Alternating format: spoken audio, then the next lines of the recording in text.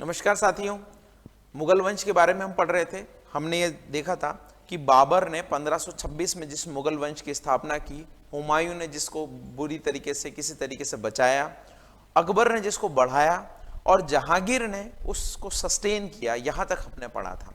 अब इसके बाद में जहांगीर का जो उत्तराधिकारी हुआ वो हुआ शाहजहां। तो शाहजहां के बारे में पढ़ेंगे। मैंने आपको बताया था कि जहांगीर की तीन बीवियां थी। तो जो जोधपुर के मोटा राजा उदय सिंह की जो वाइफ थी, उनसे खुर्रम का जन्म होता है और खुर्रम ही शाहजहां के नाम से गद्दी पर बैठता है। हालांकि जहांगीर का एक और पुत्र होता है खुसरो, जो आमेर के राजा मान सिंह की बहन का लड़का होता है, या आमेर के राजा जो भगवान दास थे।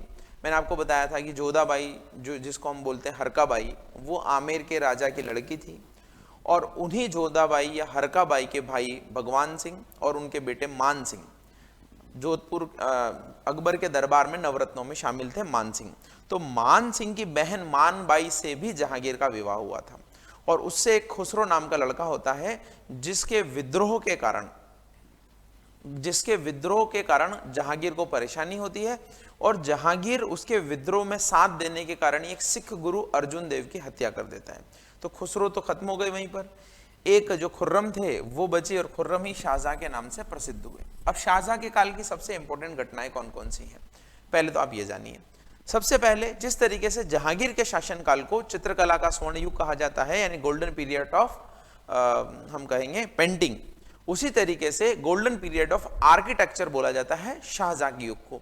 इसने दिल्ली में एक नया नगर बसाया जिसको हम बोलते हैं शाहजहानाबाद, और शाहजहानाबाद यमुना नदी के किनारे बसाया।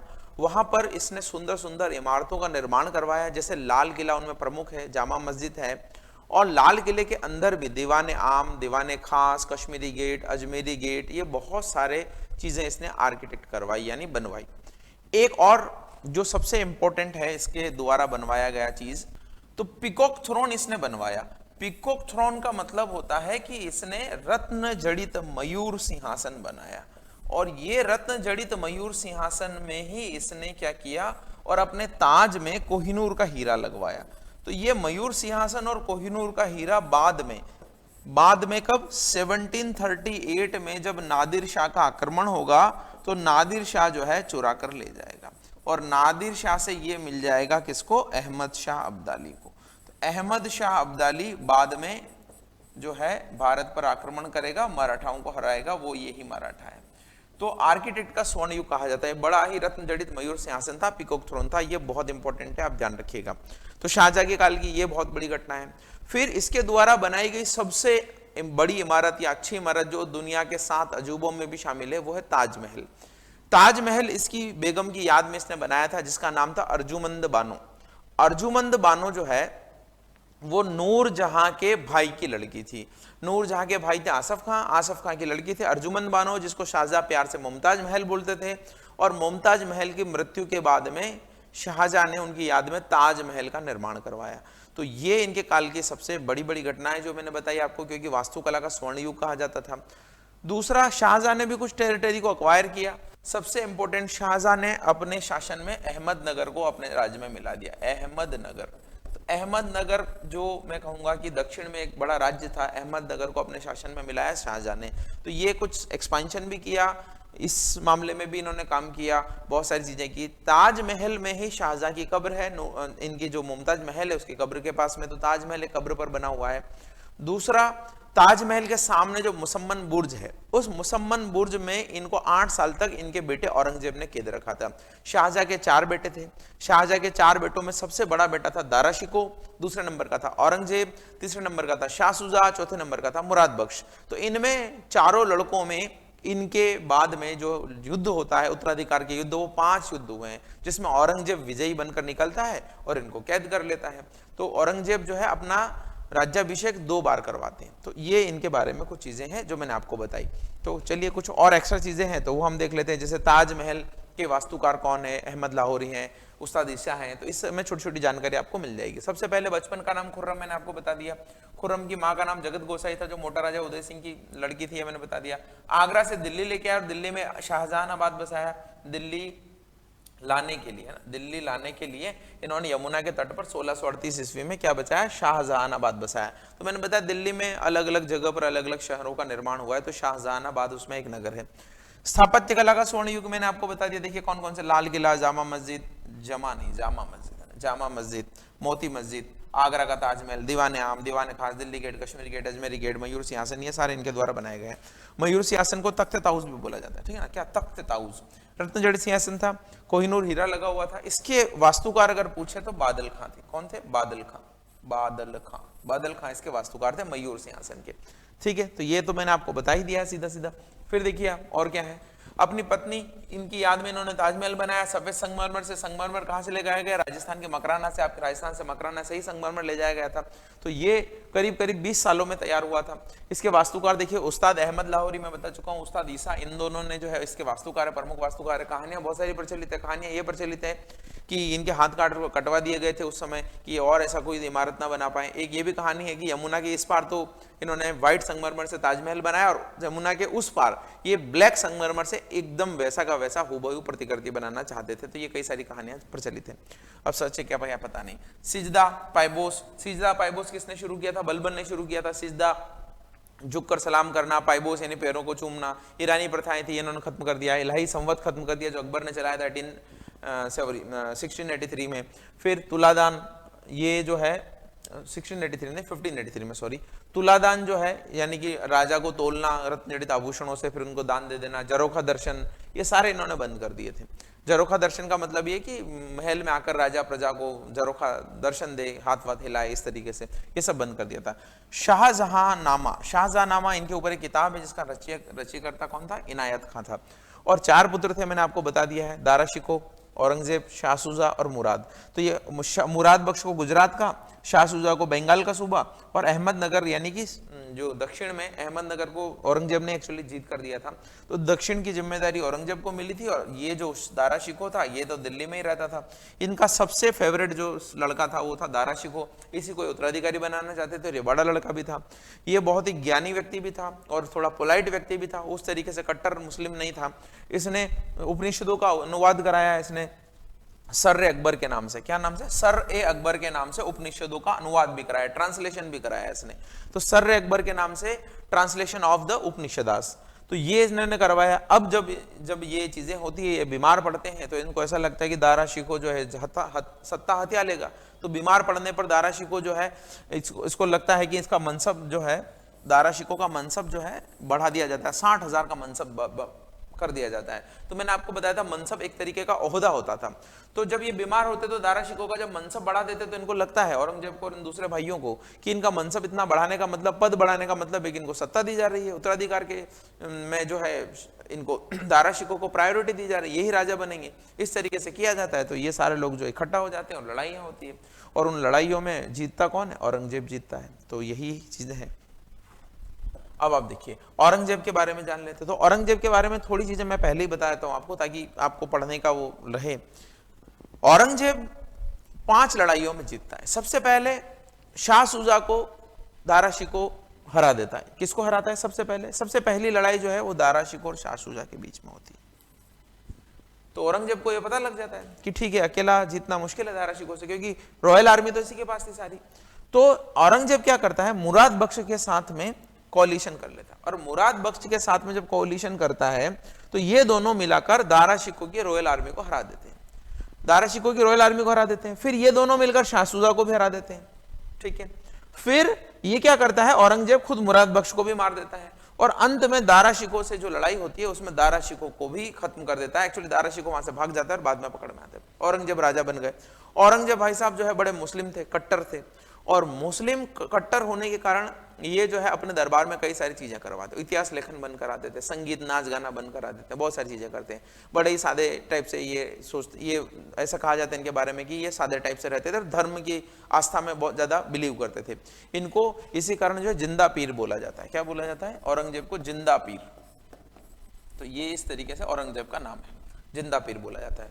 सबसे ज्यादा हिंदू मंदिरों को ढाया गया औरंगजेब के टाइम पे। काशी विश्वनाथ का मंदिर हो या सोमनाथ का मंदिर हो, ये सारे मंदिरों को जो नुकसान पहुंचाया गया। लेकिन फिर भी एक क्वेश्चन बनता है कि सबसे ज्यादा हिंदू मनसबदार, हिंदू मंत्री किसके काल में औरंगजेब के शासन में थे? तो ये औरंगजेब के शासन में थे, ये ध्यान रखिए। किसके काल में थे? तो औरंगजेब के शासन में थे। उसके अलावा एक और चीज आती है कि सबसे ज्यादा सूबे, सूबे का मतलब सबसे ज्यादा राज्य, सबसे ज्यादा एरिया किस मुगल साम्राज्य के उसमें था? तो औरंगजेब आता है। केवल एक का आंसर औरंगजेब नहीं है कि सबसे ज्यादा शासन किसने किया। तो सबसे ज्यादा 49 ईयर्स और कुछ महीने औरंगजेब अकबर ने किया, और अकबर के बाद में जो सेकंड नंबर पर आता है वो है औरंगजेब। तो औरंगजेब को इस वजह से जाना जाता है।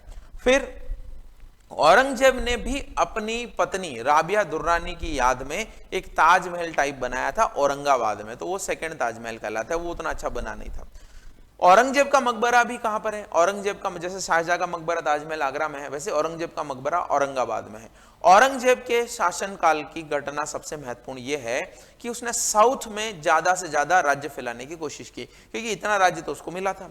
और औरंगजेब के द्वारा साउथ में किए गए एक्सपेडिशन को या साउथ में किए गए विजय अभियान को कहा जाता है औरंगजेब की कब्र। क्योंकि औरंगजेब जो है कभी इधर लड़ने गया, कभी उधर लड़ने गया, कभी विजयनगर, कभी जो है वो गोलकुंडा, कभी बीजापुर, कभी अहमदनगर के अवशेषों से लड़ा, और कभी जो है बाद में उधर विद्रोह हो गए। जैसे उसके समय बुंदेलों का विद्रोह हुआ, उसके समय जाटों का विद्रोह हुआ, उसके समय सिखों का विद्रोह हुआ। तो कभी वो नॉर्थ में जा रहा है, कभी साउथ में जा रहा है, कभी ईस्ट में जा रहा है, बस दौड़ते दौड़ते थक गया और अंत में 70 साल की उम्र में अपना जो है वो शरीर जो है वो खींचता रहा वो। तो औरंगजेब के बारे में ये एक बहुत इंपॉर्टेंट है कि साउथ का मिशन। फिर भी उसने बीजापुर और गोलकुंडा को अपने राज्य में मिलाने में सफलता हासिल की। इसीलिए कहा जाता है कि औरंगजेब का राज्य जो है सबसे बड़ा राज्य था, सबसे ज्यादा एरिया जो था औरंगजेब के राज्य का। ठीक है साहब। और क्या चीजें हैं? औरंगजेब जो है संगीत को बैन करवाता है अपने राजमहल में, लेकिन औरंगजेब वीणा वादक भी था। मैंने बताया एक ऐसा ही शासक पुराने समय में, एंसेंट हिस्ट्री में हमने पढ़ा था, समुद्रगुप्त, वो भी वीणा वादक था। औरंगजेब भी वीणा वादक था। तो औरंगजेब वीणा वादक था, वीणा में रुचि थी, लेकिन उसने संगीत को बंद करा दिया था अपने दरबार में, इस तरीके से कहा जाता है। दूसरी और क्या चीजें औरंगजेब के बारे में? तो औरंगजेब एक योद्धा था। औरंगजेब जो है अपनी सैनिक कुशलता के बल पर ही जो है वो किसको हरा देता है? दारा शिकोह को हरा देता है, क्योंकि उसने ज्यादातर अभियान साउथ में किए थे। मराठाओं के खिलाफ जो है अभियान किए उसने, और भी बहुत सारी चीजें जो है उसने की थी। और उसी के टाइम जो है शिवाजी की बात आती है। औरंगजेब जो है शिवाजी को चूहा खाता था। क्यों चूहा कहता था? क्योंकि औरंगजेब कहता था कि शिवाजी कभी भी सामने से नहीं लड़ते हैं, वो मुगल सेना पर या किसी भी सेना पर पहाड़ियों में छुपकर गुरिल्ला की तरह आते हैं, वार करते हैं, खाद्य सामग्री छीनते हैं, रसद पानी ले जाते हैं और भाग जाते हैं। तो चूहों की तरह वार करता है, इसलिए चूहा कहते थे।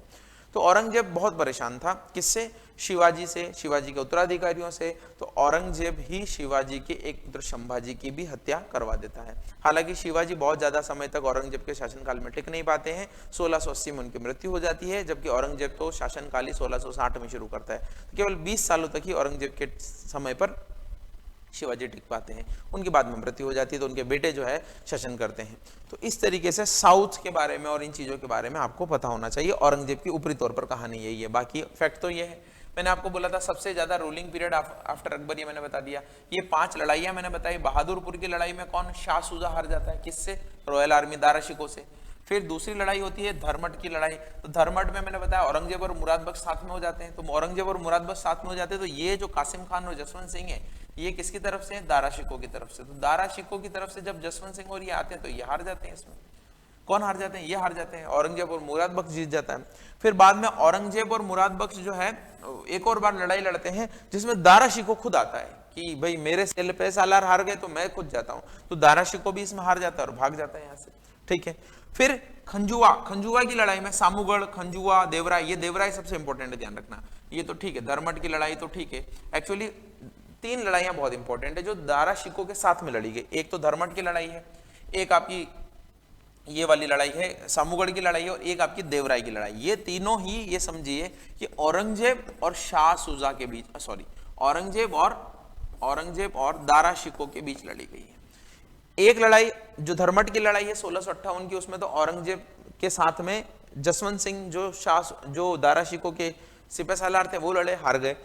बैटल ऑफ सामूगढ़ 1658 में एक लड़ाई होती है जिसमें औरंगजेब ने खुद दारा शिकोह को हरा दिया। फिर खंजुआ की लड़ाई जो होती है उसमें तो औरंगजेब शाह सुजा को हराता है, वो ठीक है। लेकिन देवराई की जो लड़ाई होती है, देवराई की लड़ाई 1659 में होती है, इसमें औरंगजेब दारा शिकोह को फाइनली बीट कर देता है और बाद में दारा शिकोह जो भाग जाते हैं। जब ये सिंध, अफगानिस्तान, पाकिस्तान उधर जा रहे होते हैं, तब इनको एक जो सामंत होता है वो धोखे से पकड़ लेता है और बाद में औरंगजेब को सौंप देता है। तो औरंगजेब जो है इनको एक तरीके से मरवा देता है, एग्जीक्यूट करवा देता है। तो ये 3 लड़ाइयां जो है आप ध्यान रखिएगा। हालांकि लड़ाइयां 5 है, लेकिन आपको 3 लड़ाइयां ध्यान रखनी, क्योंकि औरंगजेब और दारा शिकोह के बीच में ये 3 लड़ाइयां बहुत इंपॉर्टेंट थी। ये मैंने आपको बता दिया, कट्टरवादी था, ऑर्थोडॉक्स था, ईश्वर से डरने वाला था, ईश्वर से डरने वाला मुस्लिम था, जिंदा पीर कहा जाता है। एक्चुअली ईश्वर से डरने वाला था कि गलत चीजें नहीं करता था, इस तरीके से गलत काम नहीं करता था, एक तरीके से पीर ही था, जिंदा पीर। जजिया कर जो है सबसे इंपॉर्टेंट, देखिए जजिया कर इसने वापस लगा दिया। सबसे पहले मैंने बताया मोहम्मद बिन कासिम, जो व्यक्ति 712 ईस्वी में भारत में आया था, उसने जजिया लगाया, लेकिन ब्राह्मणों पर नहीं लगाया। फिरोज तुगलक के बारे में मैंने बताया, जिसने जजिया वापस लगाया, लेकिन वो ब्राह्मणों पर लगाया था, तो ये तो लग रहा था। फिर बाद में अकबर ने जजिया को क्या कर दिया, खत्म कर दिया। अकबर ने जजिया को खत्म कर दिया तो औरंगजेब ने वापस लगा दिया। औरंगजेब वापस लगाएगा तो वापस जो है कौन, मोहम्मद शाह रंगीला, इसका जो उत्तराधिकारी होगा वो खत्म करेगा। दरबार में संगीत बंद करवा दिया, ये मैंने आपको बता दिया। सारी चीजें लिख दी है मैंने आपके लिए, कोई लिखने की जरूरत नहीं है। लेकिन भारतीय संगीत पर फारसी में सबसे ज्यादा रचनाएं जो है किसके शासनकाल में हुई, भारतीय संगीत पर फारसी लैंग्वेज में जो रचनाएं हुई है वो सबसे ज्यादा औरंगजेब के टाइम पे हुई है। तो ये कॉन्ट्रडिक्शन है, जब हम औरंगजेब के बाद में पढ़ते हैं तो हमारी छवि जो है कट्टरवादी बनती है। लेकिन ये 2 फैक्ट जो है एसएससी घुमाकर या रेलवे घुमाकर पूछता है कि बताइए सबसे ज्यादा संगीत की रचनाएं फारसी भाषा में किसके समय हुई, तो हम ये सोचेंगे जब संगीत बंद कराया तो क्यों होगी, लेकिन उसी के काल में हुई है। पूछेंगे कौन सा मुगल शासक वीणावादक था, तो आप सोचोगे संगीत बंद करा दिया तो वो तो वीणावादक नहीं था, लेकिन वही था। आप पूछेंगे हिंदू मंदिर तोड़वाए, लेकिन सबसे ज्यादा सामंत किसके टाइम पे थे, औरंगजेब के टाइम में थे। तो इस तरीके से कुछ चीजें जो उसके टाइम पर अलग है। इतिहास लेखन का विभाग बंद कर दिया मैंने। एक और ये देखिए, ये सिख गुरु की हत्या करवाई थी इन्होंने, सिख गुरु श्री तेग बहादुर की हत्या करवा दी थी। अर्जुन देव की हत्या किसने कराई, जहांगीर ने कराई। तेग बहादुर जी की हत्या किसने कराई, औरंगजेब ने कराई। क्यों कराई औरंगजेब की हत्या, क्योंकि इस्लाम स्वीकार नहीं कर रहे थे, इसलिए इन्होंने तेग बहादुर जी की हत्या करा दी। 2 सिख गुरु एग्जीक्यूट किए गए, 2 को मौत की सजा दी गई। एक तो तेग बहादुर जी थे और एक थे अर्जुन देव। तो अर्जुन देव को तो जहांगीर ने मारा था, क्योंकि जहांगीर के बेटे खुसरो ने विद्रोह किया और उन्होंने साथ दिया था। तेग बहादुर को इस्लाम नहीं स्वीकार करने के कारण इन्होंने मार दिया था।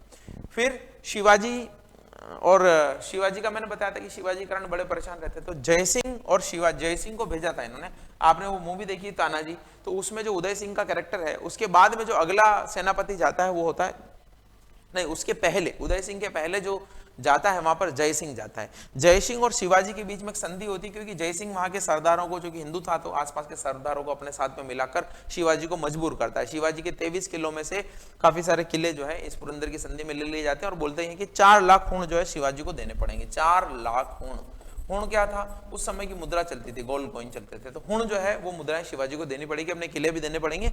और जब औरंगजेब साउथ में अभियान करेगा तो शिवाजी उसमें सहायता करेंगे। इस तरीके से उन्होंने जो है संधि की थी, इसको बोलते हैं पुरंदर की संधि। और ये संधि बहुत इंपॉर्टेंट, एग्जाम में बहुत पूछी गई, ध्यान रखिएगा। 1665 में ये संधि हुई, जिसको बोलते हैं पुरंदर की संधि। पुरंदर के किले में हुई, इसलिए इसको पुरंदर की संधि बोला जाता है। इसके बाद क्या होता है, इसके बाद शिवाजी को बोला जाता है कि भाई आप दरबार आओ, तो वो अपने बेटे को भेज देते हैं, संभाजी को।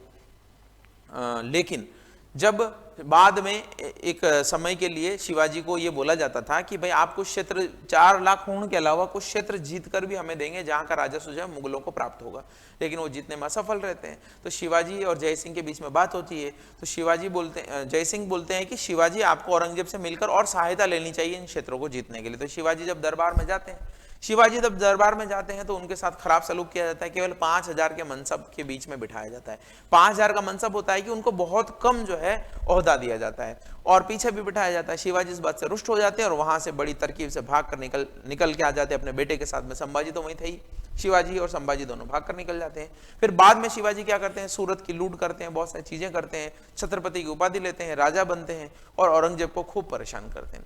और इसी परेशानी के बाद में जब शिवाजी की मृत्यु होती है और संभाजी उनके उत्तराधिकारी बनते हैं, तो औरंगजेब जो है, औरंगजेब का बेटा भी एक बार विद्रोह करता है, उसका नाम होता है अकबर टू। तो ये जो अकबर टू जो था वो साउथ में छुप जाता है उसके संभाजी के पास में, और संभाजी के पास में जब अकबर टू जाकर छिपता है तो संभाजी को बाद में मरवा दिया जाता है। तो ये देखिए 1681 में Akbar too and he was helped by the Sambhaji.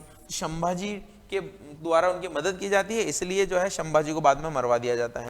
और ये 1682 में साउथ इंडिया का मिशन करते हैं भाई साहब, तो ग्रेव ऑफ औरंगजेब, इनको औरंगजेब की कब्र बोला जाता है, कब्र, कब्र, औरंगजेब की कब्र, कब्र किसकी? औरंगजेब की। 1689 में संभाजी वॉज किल्ड, मैंने बताया संभाजी को, चूंकि इस समय संभाजी मदद करते हैं तो बाद में 1689 में संभाजी को मार दिया जाता है और येशुबाई और साहू को अरेस्ट कर दिया जाता है। एक्चुअली शिवाजी के 2 बेटे थे, शिवाजी की मृत्यु तो 1680 में हो जाती है। शिवाजी के 2 बेटे थे, एक थे संभाजी और एक थे राजा राम। तो राजा राम तो संभाजी को तो मारवा देते हैं और संभाजी की वाइफ येशुबाई, येशुबाई और संभाजी के लड़के साहू को ये कैद कर लेते हैं। इनको तो मरवा दिया और इनको कर लिया कैद, तो अब बचा कौन? शिवाजी का लड़का राजा राम। तो राजा राम और ताराबाई, राजा राम की वाइफ कौन थी? ताराबाई, और इनका लड़का था शिवाजी सेकंड। तो ये ही बचते हैं, तो ये शासन करते हैं कुछ टाइम तक, फिर कुछ टाइम तक इनका लड़का शिवाजी शासन करता है और बाद में मुगल जब खत्म होने को होते हैं तो ये येशुबाई और साहू को छोड़ते हैं वो, ठीक है। तो ये इन दोनों को पकड़ लेते हैं और संभाजी की हत्या कर देते हैं। तो ये औरंगजेब के बारे में कुछ चीजें थी जो मैंने आपको बताई हैं। कुछ बातें और देख लेते हैं। सबसे पहले धार्मिक नीति बड़ी कट्टर थी, मंदिरों को तोड़ा है, मैंने आपको बता दिया। सबसे ज्यादा मनसबदार हिंदू उसी के टाइम में थे, लेकिन इसका उल्टा है। इसने औरंगाबाद में बीबी का मकबरा बनाया। बीबी का मकबरा जो है इसकी वाइफ की याद में, राबिया दुरानी, मैंने बताया। दिलरास बानो भी उसके का नाम है, दीदी ताजमहल कहा जाता है। उस इमारत का नाम ही जैसे ताजमहल इमारत का नाम है ना, वैसे ही इमारत का नाम ही बीबी का मकबरा है, क्योंकि बीबी की याद में बनाया तो बीबी का मकबरा है। 1707 में अहमदनगर में इसका मृत्यु हो जाती है और अहमदनगर में मृत्यु होने के कारण बाद में इसका साउथ में औरंगाबाद में मकबरा बना दिया जाता है। ये भी औरंगाबाद में, ये भी औरंगाबाद में। औरंगजेब ने मुगल शासकों में सर्वाधिक क्षेत्र पर शासन किया, कई बार बता चुका हूं। फिर इसके टाइम जाटों का विद्रोह हुआ। जाटों का विद्रोह, जाट क्या है, भरतपुर, अलवर वगैरह मथुरा के आसपास के क्षेत्रों में विद्रोह करते थे। उनका सबसे पहला नेता था गोकुल। गोकुल को औरंगजेब के द्वारा मरवा दिया जाता है। जब औरंगजेब के द्वारा गोकुल को मरवा दिया जाता है तो अगला नेता होता है इनका राजाराम, और चूंकि विद्रोह करता है राजाराम तो उसके पीछे भी कई सारे जो है लोगों को औरंगजेब के द्वारा लगा दिया जाता है। लेकिन राजाराम जो है एक बड़ा साहसी काम करता है। वो क्या करता है, वो और अकबर के मकबरे को लूटता है। अकबर का मकबरा कहाँ था? अकबर का मकबरा मैंने बताया था सिकंदरा आगरा में था। तो अकबर के मकबरे को लूट लेता है और एक तरीके से कहेंगे कि उसके जो हड्डियां वगैरह रिमेन्स वगैरह रहते हैं उनको जला देता है वो। तो ये जो है ये ruined the remains of Akbar का मतलब है कि उसके अवशेषों को जला देता है, खत्म कर देता है। तो ये इसके बाद में क्या हुआ, इसके बाद में चूड़ामण नाम के शासक आते हैं और चूड़ामण जो है वो गोकुल, राजाराम और चूड़ामण। तो चूड़ामण जो है भरतपुर में जाट राज्य की स्थापना करते हैं बाद में। तो ये ध्यान रखिएगा कि गोकुल है, गोकुल के बाद में राजाराम है, राजाराम के बाद में चूड़ामण है। तो ये जाटों का विद्रोह जो है, और इसी एरिया में जाट बहुत पावरफुल हुए बाद में, ठीक है। फिर बुंदेला विद्रोह हुआ है, चंपत राय और बाद में छत्रसाल। पहले बुंदेला एक्चुअली मराठाओं के थोड़े क्लोज हुआ करते थे। तो चंपत राय ने पहले विद्रोह किया, फिर बाद में छत्रसाल ने भी विद्रोह किया। इस तरीके से इन्होंने किया है।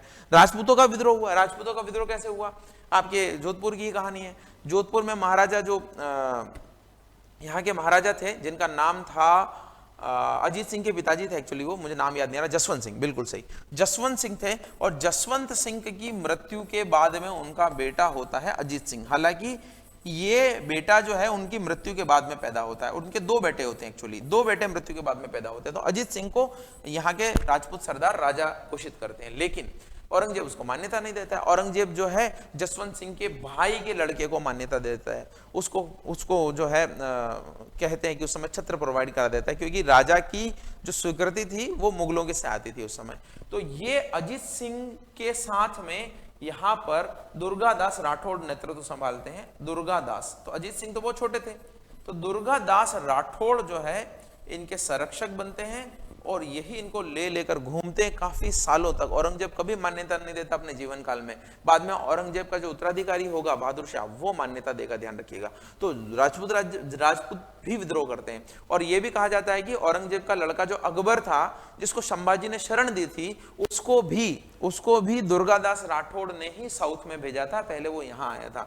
दुर्गादास राठौड़ के बारे में बोला जाता है कि वे कभी घोड़े से नहीं उतरे। घोड़े से नहीं उतरे मतलब आपने एक पिक्चर देखी होगी, वो बाटियां वगैरह सेक रहे हैं, वो भी घोड़े से बैठकर भाले से कर रहे हैं काम, क्योंकि वो अजीत सिंह के लिए इतना तत्पर थे। अजीत सिंह को उन्होंने बहुत सहायता की। अजीत सिंह को बचाने वाले दुर्गादास राठौड़ थे। अगर आप कभी गए हैं रामदेव जी का जो मंदिर है जोधपुर में, वहां पर जो पहाड़ी है, मसूरिया पहाड़ी पर जो घोड़े पर खड़े हैं, वो घोड़े पर बैठे हैं हुए जो पिक्चर है वो अजीत सिंह जी की है, इनकी दुर्गादास राठौड़ की, ध्यान रखिएगा। तो राजपूतों का विद्रोह था, सिख विद्रोह था, तेग बहादुर जी की हत्या करवा दी, तो मैंने आपको बता दिया था। तो विद्रोह भी बहुत हुए, राज्य विस्तार भी बहुत हुआ, और कट्टर शासन अलग था, तो मंदिरों वगैरह भी तोड़े। तो ये औरंगजेब के बारे में सबसे इंपॉर्टेंट चीज है जो मैंने आपको बता दी, इससे बाहर आपका कुछ भी नहीं जाएगा। तो अब आप देखिए यहां पर क्या चीजें हुई है। यहां पर मैंने आपको मुगलों के बारे में बता दिया, कब तक? 1707 ईस्वी तक। अब 1707 ईस्वी तक मुगल आए। अब हम मॉडर्न इंडिया पढ़ेंगे। मॉडर्न इंडिया क्यों पढ़ेंगे? क्योंकि भारत में अंग्रेज तो 1600 ईस्वी तक आ गए। आप देखिए ऐसे समझिएगा कि मैंने आपको बता दिया 1707 ईस्वी तक का भारत। 1707 ईस्वी में मैंने बताया कि अगर ये भारत है तो यहां तक औरंगजेब का शासन फैला हुआ है, क्योंकि यहां गोलकुंडा उसने मिला लिया, बीजापुर उसने अपने राज्य में मिला दिया, अहमदनगर उसके राज्य में आ गया, सारे तो उसके राज्य में आ गए, और ये तो हिस्सा पूरा था ही। तो इतना जो है औरंगजेब का शासन था। ये 1707 ईस्वी की हालत है। इस समय अंग्रेज तो भारत में 1600 से आना शुरू हो गए थे, और आपको पता होगा 1612 में अंग्रेजों ने सूरत में फैक्ट्री लगा दी थी। तो तब से अंग्रेज जो है भारत में आ रहे थे, तो कभी यहां फैक्ट्री लगा रहे हैं, कभी यहां फैक्ट्री लगा रहे हैं, कभी यहां फैक्ट्री लगा रहे हैं, कभी यहां फैक्ट्री लगा रहे हैं, कभी यहां फैक्ट्री लगा रहे हैं। अब जब अंग्रेज आए तो भारत में वो राज स्थापित करना चाहेंगे, लेकिन औरंगजेब तक तो उनकी हिम्मत नहीं हुई। औरंगजेब के बाद में जो लेटर मुगल हुए, उत्तरवर्ती मुगल सम्राट हुए, वो उत्तरवर्ती मुगल सम्राट क्या हुए? कमजोर हुए, और जैसे जैसे कमजोर होते गए वैसे वैसे अंग्रेज पावरफुल होते गए। और 1600 से लगाकर ये समझिए 1700 तक तो अंग्रेजों ने कुछ खास किया ही नहीं। 1600 से लगाकर 1700 तक तो अंग्रेजों ने मुगलों से व्यापार करने के अधिकार प्राप्त किए। कभी इधर व्यापार करना, कभी उधर व्यापार करना, कभी बंगाल में व्यापार करना, इस तरीके से काम किए। जब ये व्यापार में सशक्त हो गए, नेवी इन्होंने स्थापित कर ली, और औरंगजेब की मृत्यु के बाद में मुगल कमजोर हो गए, तो इन्होंने क्या किया? धीरे धीरे चीजों को अपने आधिपत्य में लेना शुरू किया। पहले ये साउथ से लेते हैं, फिर यहां हैदराबाद को लेते हैं, फिर बंगाल को लेते हैं, फिर बाद में मैसूर को लेते हैं, फिर मराठा को हराते हैं, फिर बाद में जो है यहां पर सिखों को लेते हैं। इस तरीके से हराते गए चीजों को और भारत को अपने कब्जे में लेते गए। तो ये मॉडर्न इंडिया में हम पढ़ेंगे। तो मॉडर्न इंडिया में मैं आपको और अच्छी तरीके से बता दूंगा। ठीक है दोस्तों, एक छोटी सी चीज और जो मैं बताने जा रहा था आज, उसके बारे में देखते हैं। उसके बारे में क्या, मैंने आपको साउथ के बारे में ज्यादा कुछ बताया नहीं है, क्योंकि वहां के बारे में इतना आता नहीं है, लेकिन मैं आपको कई बार जिक्र करता हूं विजयनगर एंड बहमनी साम्राज्य का। तो विजयनगर और बहमनी साम्राज्य क्या है? ये जो मैं आपको बता रहा हूं, अहमदनगर, बीजापुर, गोलकुंडा, ये बहमनी साम्राज्य के टुकड़े हैं, और ये नीचे जो है ये विजयनगर साम्राज्य था। तो यहां पर एक कावेरी नदी बहती है, यहां पर एक कृष्णा नदी बहती है, और यहां गोदावरी नदी बहती है। तो गोदावरी और कृष्णा के बीच में जो है इनका राज्य स्थापित हुआ था। इनके आपस में बड़ी प्रतिद्वंद्विता थी। तो दो तीन चीजें मैं आपको बता देता हूं कि कहां कहां पर ये लोग थे, कहां कहां पर इनका शासन चला है। तो 5 मिनट के लिए आपको पता लग जाएगा, तो मिडेवल हिस्ट्री हमारी कंप्लीट हो जाएगी। देखिए ये है, देखिए ये है अहमदनगर, ये आपको दिख रहा होगा, अहमदनगर। ये है बीजापुर। बीजापुर बहुत इंपॉर्टेंट है, ध्यान रखिए, क्योंकि गोवा इन्हीं के दिन था और पुर्तगाली इन्हीं से गोवा लेते हैं बाद में। और ये है बीदर, ये है गोलकुंडा। ये क्या है? गोलकुंडा, गोलकुंडा। और ये है विजयनगर एम्पायर, विजयनगर साम्राज्य। और ये है बरार, और ये है बीदर। तो ये 5 टुकड़े जो है किसके? ये जो अहमदनगर, बीजापुर, बरार, बीदर और गोलकुंडा है, ये 5 टुकड़े हैं किसके? ये 5 टुकड़े हैं बहमनी साम्राज्य के। और यह है विजयनगर साम्राज्य। तो विजयनगर ऐसे फैला हुआ है और बहमनी साम्राज्य ऐसे फैला हुआ है। तो इन्हीं से लड़ते लड़ते एक्चुअली औरंगजेब जो है परेशान था। अब देखिए इनका स्थापना कब हुई है, क्या चीजें हुई, वो मैं आपको बताता हूं। एक यहाँ पर गजपति लिखे गए, ये गजपतियों का शासन था उड़ीसा में। तो अभी पुरी का जो रथ यात्रा निकलती है उसमें भी अभी भी गजपति शासकों के वंशज जो हैं रथ के आगे आगे चलते हैं, ध्यान रखिएगा। और ये जो विजयनगर साम्राज्य था, इसका ये इतना हिस्सा जो इसके प्रभाव में था, है ना, ये हिस्सा भी इनके प्रभाव में था। तो विजयनगर और बहमनी साम्राज्य, अब इसके टुकड़े कैसे हुए, क्या चीजें हुई, मैं आपको थोड़ा बता देता हूं। इससे रिलेटेड एक आध क्वेश्चन कभी आपका आ सकता है। तो देखिए इसकी 2 स्लाइड में आपको सारी चीजें मैं बता दूंगा। सबसे पहले विजयनगर और बहमनी साम्राज्य के बारे में पढ़ते हैं। तो विजयनगर साम्राज्य के बारे में पढ़ते हैं क्योंकि सबसे पहले यही स्थापित हुआ 1336 ईस्वी में। 1336 का मतलब आप समझिए कि भारत में तुगलक वंश का शासन चल रहा था, तब से इनकी स्थापना हुई है। तो तुगलक वंश के शासन के समय पहले संगम वंश आया, इन दोनों ने स्थापना की। ये क्वेश्चन बहुत इंपॉर्टेंट है, कभी कभी पूछा जाता है कि विजयनगर साम्राज्य की स्थापना किसके द्वारा की गई। तो हरिहर और बुक्का 2 लोग थे, इनके द्वारा की गई। और कौन सा वंश के थे ये? संगम वंश के थे। राजधानी कहां थी? हम्पी, कर्नाटक में। ये 3 चीजें भी अगर आप याद कर लेंगे तो आपके एग्जाम में बहुत इंपॉर्टेंट है, ये आएगी। एक आध चीज और आगे है वो मैं आपको बता देता हूं। संगम वंश के बाद कौन सा है? सलू वंश। सलू के बाद कौन सा है? तुलु वंश। तो ये वंश आए, लेकिन वंश इतने इंपॉर्टेंट नहीं है। सबसे पहले तो आप याद रखिएगा कि विजयनगर कहां पर था? साउथ में था।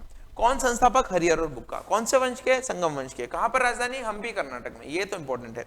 सलू तुलु वंश इंपॉर्टेंट नहीं है। विजयनगर साम्राज्य का सबसे शक्तिशाली राजा कौन है? वो इंपॉर्टेंट है। वो है कृष्णदेव राय। और ये वही कृष्णदेव राय है जिसके दरबार में नवरत्न थे। मैंने आपको बताया अकबर के दरबार में, चंद्रगुप्त द्वितीय के दरबार में और इसके कृष्णदेव राय के दरबार में नवरत्न थे। दूसरा, ये वही कृष्ण राय है जिसकी जिक्र जो है तुजू के बाबरी में बाबर ने किया था कि मेरे समय का सबसे शक्तिशाली राजा था कृष्णदेव राय था। तो ये आप ध्यान रखिएगा। इस वंश का नहीं, इस विजयनगर साम्राज्य का सबसे शक्तिशाली राजा कृष्णदेव राय था। फिर इसके बाद में इसका अंतिम शासक कौन हुआ? सदाशिव हुआ। अब क्या हुआ? सदाशिव को ये युद्ध बहुत इंपॉर्टेंट है, ये भी आप याद रखिएगा। जहां जहां मैं स्टार लगा रहा हूं वो ध्यान रखिएगा। तालीकोटा या बन्नीहट्टी, या फिर इसको एक और युद्ध का नाम दिया जाता है राक्षस तांगड़ी का युद्ध, बन्नीहट्टी का युद्ध। तालीकोटा के युद्ध में बीजापुर, अहमदनगर, बीदर, गोलकुंडा के मिली जुली सेना ने विजयनगर साम्राज्य को हरा दिया और विजयनगर साम्राज्य का वैभव खत्म कर दिया। यह युद्ध है 1565 ईस्वी का। और 1565 ईस्वी में अकबर शासन कर रहा था। कहां पर? भारत पे, नॉर्थ में। जब ये राज्य अलग अलग टुकड़ों में बंट गए और अलग अलग हो गए, तो अकबर के बाद में जहांगीर और शाहजहां अहमदनगर को जीत लेगा, बाद में बीजापुर और गोलकुंडा को कौन जीत लेगा? औरंगजेब जीत लेगा। इस तरीके से आपका काम चलेगा। तो ये मैंने बताया किसके बारे में? विजयनगर साम्राज्य के बारे में। क्या क्या इंपॉर्टेंट है? सबसे शक्तिशाली राजा कृष्णदेव राय, राजधानी हम्पी, स्थापना कब हुई, कौन सा वंश, और ये युद्ध याद रखिएगा जिसमें विजयनगर साम्राज्य की खात्मा होता है, विजयनगर साम्राज्य खत्म होता है।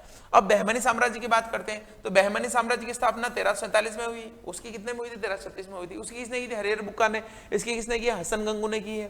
200 सालों के बाद में बहमनी साम्राज्य स्वतंत्र राज्यों में बढ़ गया। तो देखिए ये हो गया बीजापुर, अहमदनगर, बरार, गोलकुंडा, बीदर। आपका क्वेश्चन कई बार आता है कि बीजापुर के जो वंश है उसको आदिल शाही बोलते हैं, अहमदनगर को बोलते हैं निजाम शाही, बरार को बोलते हैं इमाद शाही, गोलकुंडा को बोलते हैं कुतुब शाही और बीदर को बोलते हैं बादिर शाही, है ना। ये जो चार वंश हैं इनको बोला जाता है अलग अलग। अब क्या हुआ देखिए, ये जो है औरंगजेब ने मिला लिया। देखिए ये औरंगजेब ने मिला लिया, किसको मिला लिया? बीजापुर को और गोलकुंडा को अपने राज्य में मिला लिया। और ये मिला लिया शाहजहां ने अहमदनगर को, ये शाहजहां ने मिला लिया अहमदनगर को। तो यहां पर कौन है? यहां पर है औरंगजेब, यहां पर कौन है? शाहजहां, यहां पर कौन है? औरंगजेब। और ये जो बाकी बचे, तो देखिए ये बीदर जो था वो तो बहुत छोटा राज्य था, उसको बीजापुर ने मिला लिया। ये बरार था बहुत छोटा था, उसको किसने मिला लिया? अहमदनगर ने अपने राज्य में मिला लिया। देखिए ये यहां पर देखिए, ये था बरार तो अहमदनगर ने इसको कब्जा कर लिया। ये था बीदर, बीजापुर ने कब्जा कर लिया। तो ये भी महाराष्ट्र और कर्नाटक का जो पोर्शन है ना, यहाँ पे ये लोग हुए थे। और लोअर कर्नाटका, थोड़ा आंध्रा का पोर्शन और थोड़ा तमिलनाडु के पोर्शन में विजयनगर साम्राज्य हुआ था। तो ये दोनों साम्राज्य बहुत इंपॉर्टेंट है, उस समय के शक्तिशाली साम्राज्य थे। 1300 से लगाकर करीब करीब विजयनगर साम्राज्य जो है 1565 तक रहा, यानी 200 साल तो विजयनगर साम्राज्य रहा। और बहमनी साम्राज्य भी करीब 200 सालों तक रहा, लेकिन 200 सालों के बाद में इसके टुकड़े हो गए और अलग अलग जो है राज्य शासन स्थापित हो गए। तो ये आप ध्यान रखिएगा। तो ये यहाँ पर हमारा मध्यकालीन भारत खत्म होता है। और अभी आप सोच रहे होंगे सर शिवाजी के बारे में नहीं बताया, तो मैं आपको मॉडर्न इंडिया में सारी चीजें बताऊंगा। शिवाजी के बारे में बताऊंगा, हैदराबाद के बारे में बताऊंगा, मैसूर के बारे में बताऊंगा, और सारी चीजें हम वहां पर डिस्कस करेंगे। तो लेटर मुगल भी हुए, औरंगजेब के बाद में भी मुगल आए, तो वो मुगलों के बारे में मैं वहीं पर बताऊंगा, क्योंकि वहां पर एक कॉम्प्रिहेंसिव वे में हम स्टडी करेंगे। तो चलिए मिलते हैं मॉडर्न इंडिया के अगले वीडियो में। Thank you so much.